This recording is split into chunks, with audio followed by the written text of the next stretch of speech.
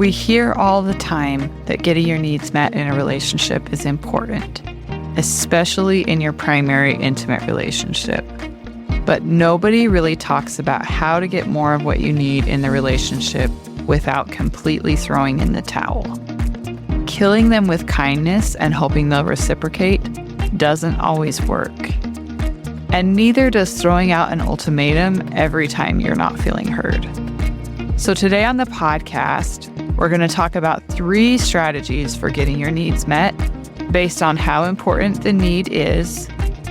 And we're going to talk about some tips for helping your partner to feel more successful and engaged in the process. This is Respected and Connected, the podcast that helps you tackle tough relationship challenges and create a more collaborative, intimate marriage. My name is Sharon Costanzo, and I'm your no-nonsense relationship coach.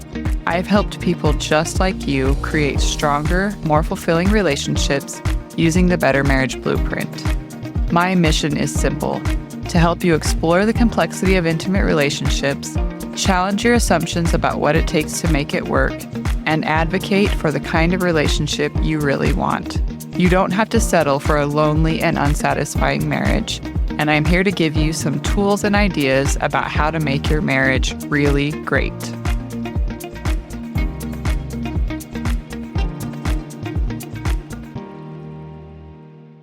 So the other day, I was pitching this idea of a podcast episode on another podcast. And the host, she's an attorney and she's a divorce coach. And, I was talking about the idea that I was pitching was kind of, some of the things that you do when you're navigating, is this relationship working for me? Is it worth it? What can I do to improve the relationship if that's still my goal and desire? And the topic I pitched to her, the core framework was that there are 3 levels of negotiation in a relationship. And as I explained it to her, she's like, well, that's not negotiation the way that we identify it and define it according to the law and how we negotiate legal issues. And I was like, yeah, I totally understand that point of view.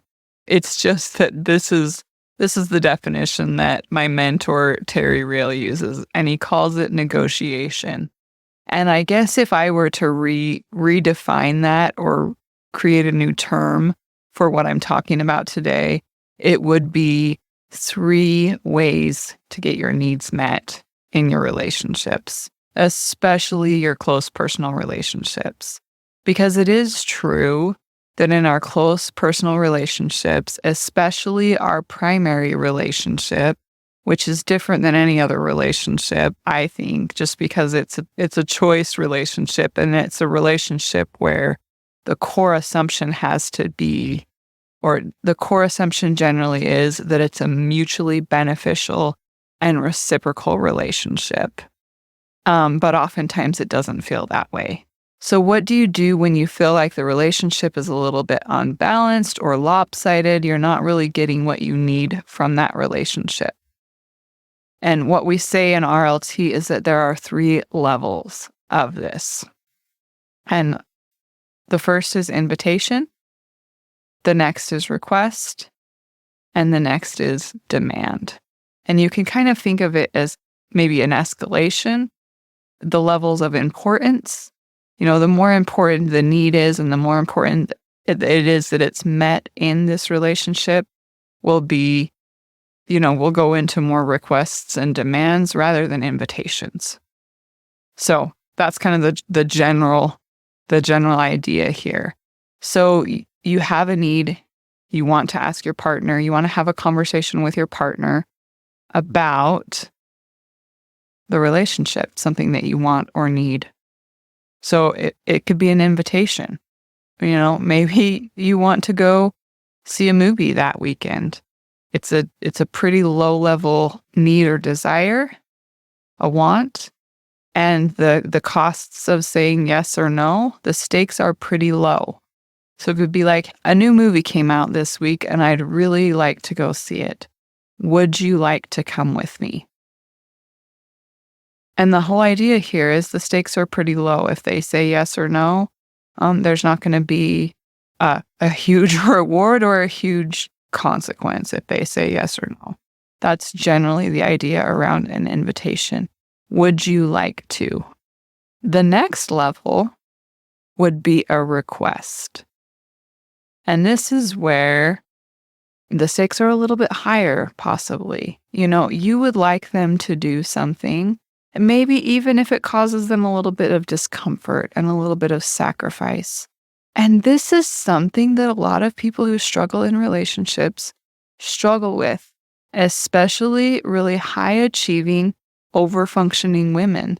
They have a really hard time asking people for help and support, and maybe for the other person to be a little bit uncomfortable on their behalf. It's difficult to do this. It's more vulnerable than an invitation. And in a way, it's a little bit more vulnerable than a demand, which we'll talk about later, which we'll talk about next, because you're just asking, would you be willing to do this? That's kind of part of it. So, if it's not going to the movies, maybe it's coming to a family event that your partner may or may not really want to do. And it's like, hey, my Aunt Sally's having this big party. I know that you haven't always loved going to these things, but it would really mean a lot to me if you would do it. And while you're there, if you would not, grumble and complain or go out and go hide out in the corner, but if you could make an effort to engage with people there for a period of time. We're wanting to make these requests reasonable and something that the other person feels like they can meet. Also with the understanding that we are asking them to be a little bit uncomfortable on our behalf. Is that something that you can do? If you really want to go to the next level and make this request easier to say yes to, you could say, hey, what can I do to make it easier for you to help out in this way? What would you like from me while we're at Aunt Sally's party to help you feel more comfortable here, since it's not always your favorite thing to do? Or what's something that we can do afterwards? And this is kind of a negotiation. It's how can we make this a win-win? How can we make this something that we both feel good about? It's not a negotiation of avoiding punishment necessarily, but how can we make this a win-win? How can we make this something that we both feel good about? I like that kind of positive, optimistic look at trying to get your needs met and trying to, create interactions with your partner that feel good to you, that feel like, okay, this is a reciprocal relationship. We're both putting effort into it and we're both receiving the benefits of that effort that we put into the relationship. Thanks so much for listening to the Respected and Connected podcast. It means the world to me that you are here and that you care about having healthy, satisfying relationships. My husband and I were just talking the other day about the progress we've made in our marriage and how some of the things we worked through we could not have done without outside help. As a couples coach, I'm a huge advocate for getting help with your relationship anytime you're feeling stuck. And I've also always been the one encouraging a reluctant partner to come to coaching or therapy, a course, or a retreat with me. If you're interested in working with a coach or therapist and you don't know exactly how to bring it up without getting brushed off or getting into an argument about what the problem is and who is responsible for it, click the link in the show notes for my free guide on how to approach your partner about couples work. I've been there before, many times, and I'm sure you'll get some useful insights on how to approach this important conversation with confidence. So click the link in the show notes to get my free guide on how to talk to your partner about doing couples work. The next level of negotiation or getting your needs met in the relationship is what we call a demand. And some people have a really hard time with this kind of a terminology because it feels like it's the be-all, end-all of the relationship. But the truth of the matter is that sometimes we are, at this point in our relationships. It's like I'm not getting enough of what I need from this relationship to make it work. Are you willing to step it up a little bit and meet me where I need you to meet me in order for this relationship to feel successful enough and like there's enough good going on here for me to feel good about the relationship? So this could be, since we're kind of talking about invitations and quality time together, it's like, look, I'm having a really hard time with the fact that you don't ever participate in any events with my family. And it's making it really hard for me to feel good about this relationship as a whole, because spending time with my family is really important, and not having you there feels really lonely and unbalanced. And maybe it's embarrassing for me to keep making excuses for you, for our family members. This is really important to me. Will you do it? Are you willing to do it? And it could be, if you are at that breaking point in the relationship, it could be, I'm not really sure that I'm willing to continue this relationship. I'm not really sure that I can ever be really happy and satisfied with this relationship unless this happens.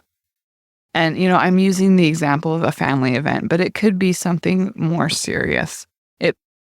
I don't know, maybe this family time together is an important enough issue for you that it could be a relationship ending issue, but it could be an issue of infidelity, for example. If you cheat on me again, this relationship is over. If you lie to me about big financial purchases again, this relationship is over. If you are physical with me or the kids again, this relationship is over.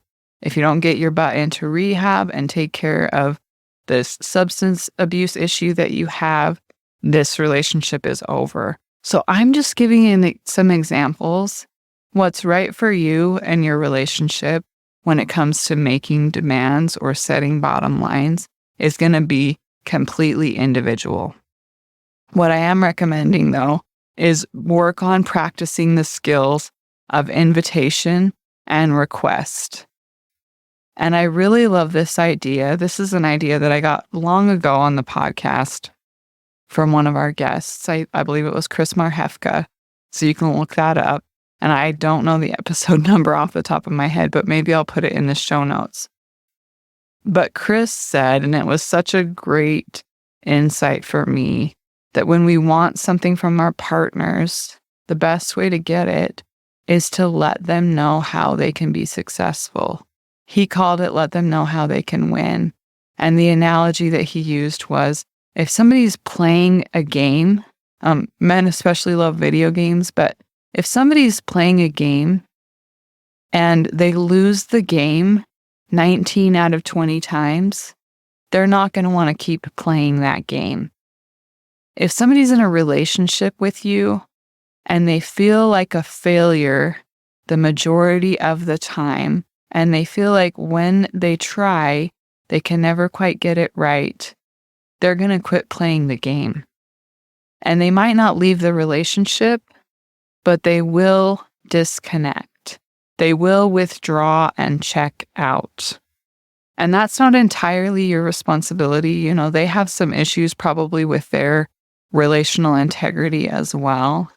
But if you look at your relationship and you see that you're not giving your partner or your person a chance to succeed and be willing to accept their imperfect efforts, then you do have some responsibility in why they are so checked out.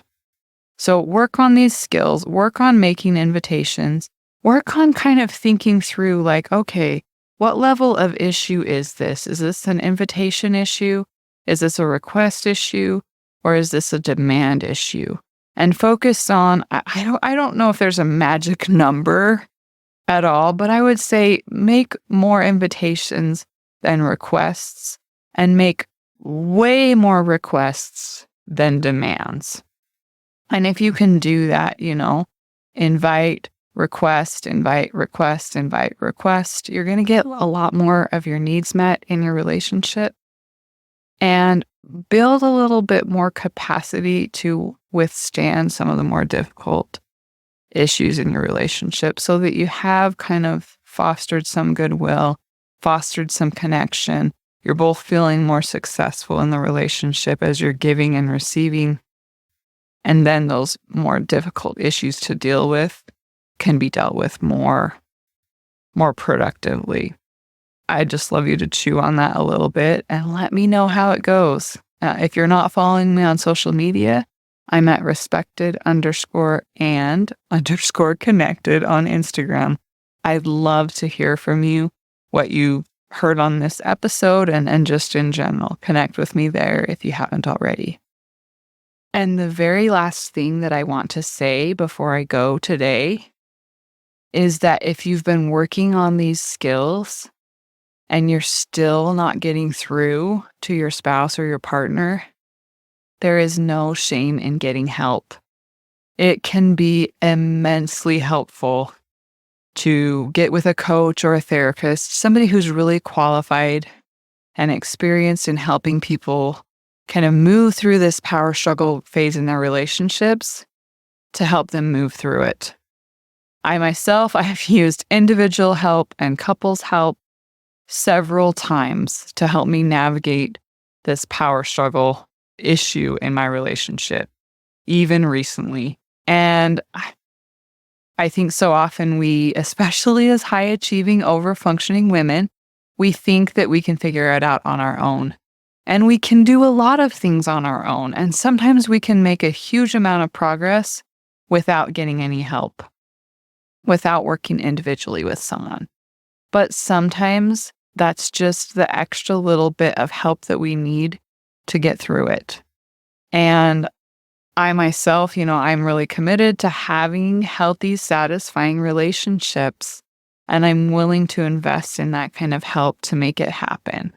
So if you're listening to this and you're thinking, I'm stuck, I'm not making progress, and you haven't quite yet made that leap to get some help, I really suggest that you consider doing that. So that's my one last little plug for you today, whether it's me or someone else. Of course, I'm always willing to meet with people, meet with potential clients, people who are struggling with a lot of the issues that I talk about on the podcast. If this is you, I do offer free consult calls. You can schedule that through the link in the show notes, or you can just go straight to respectedandconnected.com/contact. That's the best way to figure out if working with me is a good fit and if there's a possibility that I can help you with some of those things that you might be struggling with right now.